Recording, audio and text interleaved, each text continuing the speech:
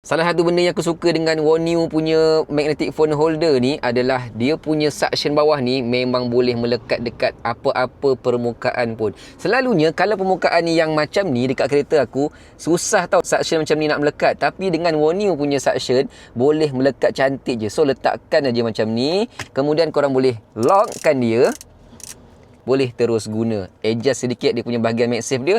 Ambil phone korang yang ada MagSafe macam ni, letakkan dan boleh terus melekat cantik je. Korang juga boleh adjust kedudukan dia. Nak ke tepi sini boleh, nak ke sana pun boleh. Terpulang tak ada masalah. Ikut kreativiti korang macam mana yang korang nak.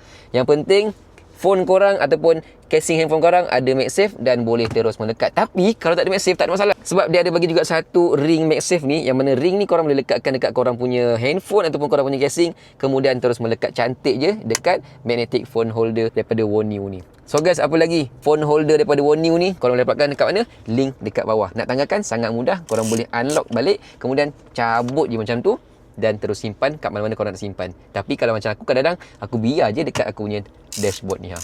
Mantap.